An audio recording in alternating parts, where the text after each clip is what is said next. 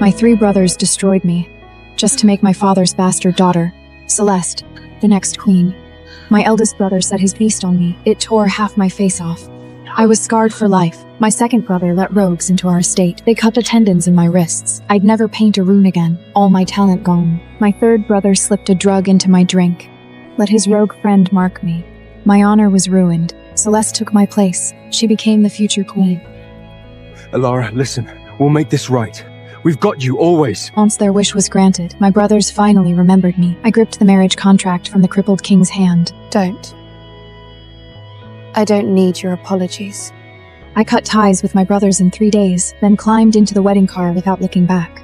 Later, I heard my 3 brothers turn the whole territory upside down. They even posted a bounty, just to bring me home. But what did it matter? We were strangers now.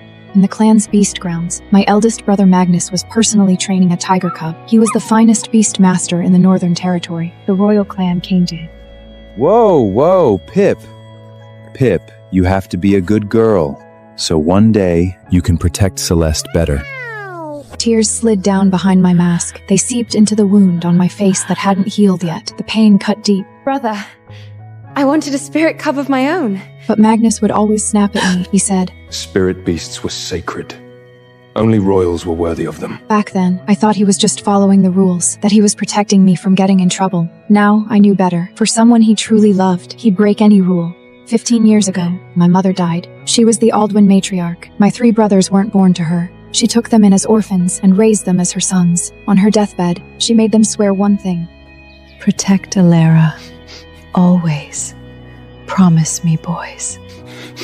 But months later, my father brought home his mistress and her bastard daughter, Celeste. The brother who used to love me became a stranger overnight. His eyes only saw Celeste. He stopped seeing me. The daughter his matriarch died begging him to protect. I walked over to Pip. Brother, do you remember? I lowered my head and stroked her soft little ears. I always wanted a spirit cub too. Magnus looked at me. He scooped Pip up and stepped back, eyes sharp. Lara. Honestly, his change toward me wasn't sudden. What are you trying to do? This is Celeste's mating gift. Don't even think about taking it. 15 years ago, the day Celeste first arrived, she came to my room in a fancy new dress just to rub it in my face. I didn't even bother with her. I told my maid Nell to send her out. She tore her own dress, slammed her head against the marble counter, then framed me. Magnus rushed in just in time to see her. Pitiful, trembling, perfect. She curled into his chest. Brother, Elara said I'm a wild bastard. Wait, what? She said I don't deserve nice things.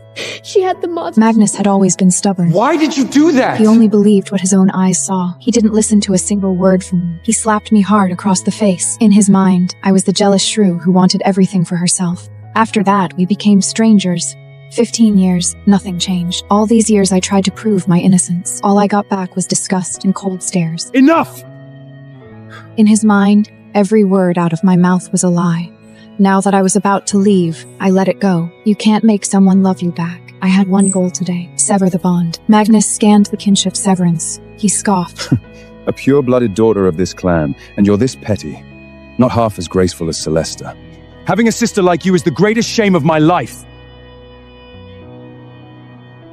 Having a sister like you is the greatest shame of my life. I touched the cold porcelain of my mask. I let out a bitter laugh.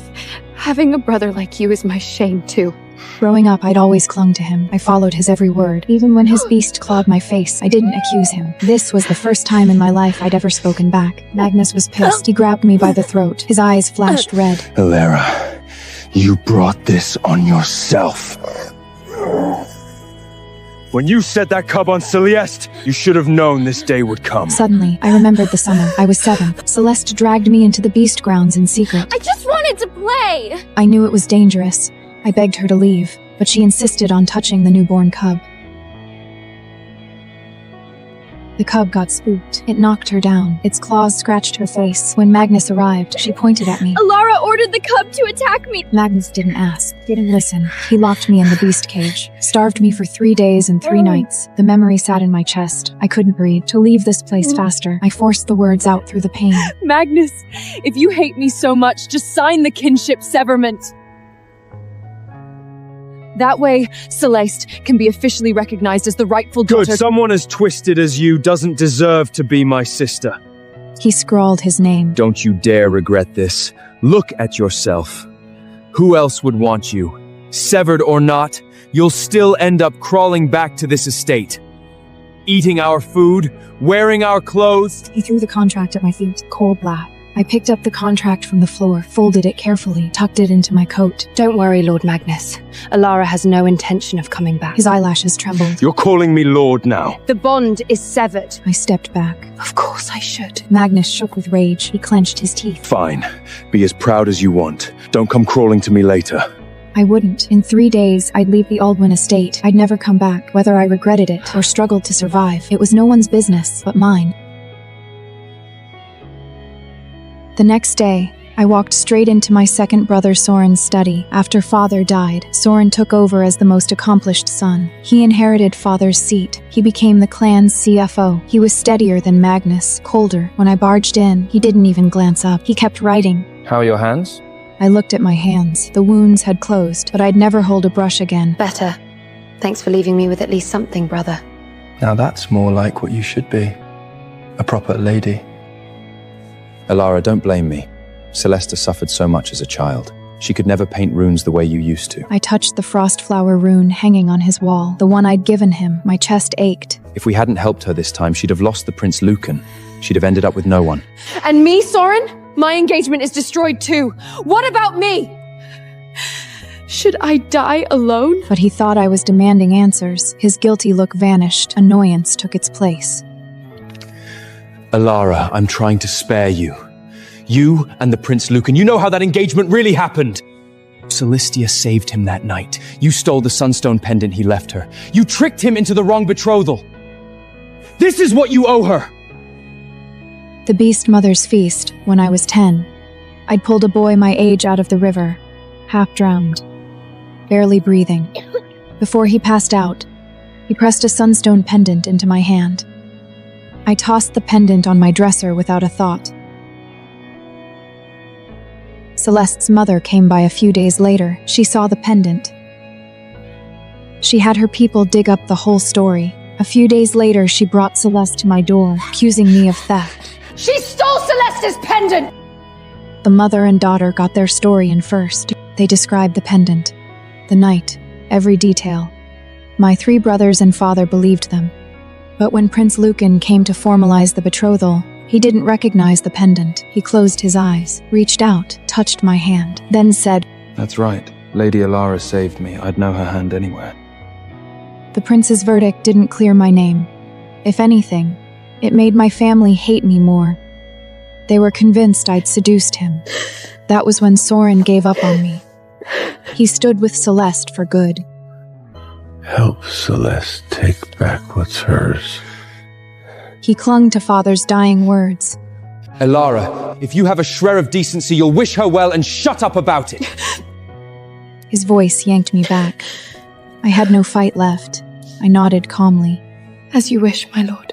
I pulled the frostflower rune off the wall. This is the best work I've ever made. Let it be my mating gift to the Prince Lucan and Celesta.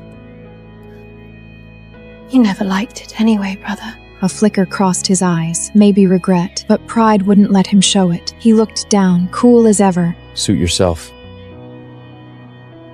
Just don't go bothering Celelta. I pulled out the kinship severance, spread it on his desk, held out the pen. Sign it, my lord, and I swear I'll never trouble Celeste again. His head snapped up. Are you threatening me? I answered calmly. Yes. He hesitated, then snatched the pen, signed. You said it yourself.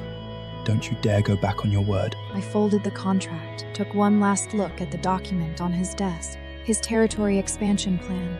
Lord Sorton, pushing into the eastern border now is a mistake. The Ravenshock clan has 3 alphas there. You'll burn through your scouts in a month. Take the western flats first. They have no leadership. Settle the territory. Build the farms back up. That's the way. His eyes lit up. The corner of his mouth twitched up. He nodded. Elara, you're really good at strategy. Such a shame your heart is rotten. Stay with me. Be my advisor. It's the best way for you.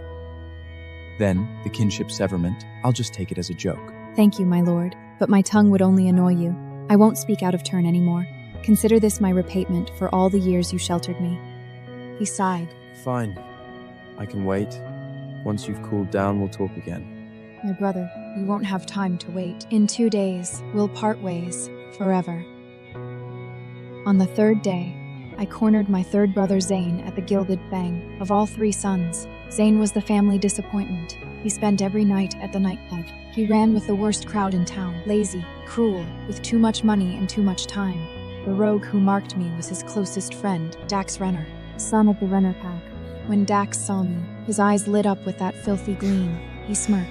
Well, well, if it isn't my little bride. What's the matter, sweetheart? Miss me? Brushed his fingers against my mask, clicked his tongue. Shame about that face of yours. Otherwise, I'd have taken you home and kept you. Zane swirled his drink, watched the whole thing with a smirk. Zane, I knew the answer already, you let this scum mark me? but I asked anyway. Now you're going to watch him touch me too? You're already Dax's, aren't you? What's a little touch? Maybe one day, when no one else wants you, you'll beg him to take you in. Lord Zane, she's still your sister. Even the hostess couldn't stand it. I don't have a sister this rotten. My only sister is Celeste. The wound in my chest ripped open again. The pain stole my breath. When we were little, Zane loved me the most. I used to play tricks on him and tease him. He never got mad. Once I hid a snake in his closet. He'd always been terrified of snakes. He nearly fainted, sick in bed for 3 days. Father and mother punished me, locked me in the cellar. Zane, burning with fever, dragged himself out of bed and begged for me. He got me out of trouble. Why don't you hate me? He said, You're my sister. Who else is gonna spoil you? I never pranked him again. Every time we saw a snake, I'd step in front of him. He'd grin and say, Anyone who messes with my sister, I'll break their legs. His words still rang in my ears, but everything had changed. Maybe Zane never imagined the one who'd hurt me deepest would be him. The hostess looked away, sick to her stomach. Don't pity her. You don't know how rotten she is. 2 years ago, she snuck a man into our estate. She wanted him to assault Celesta.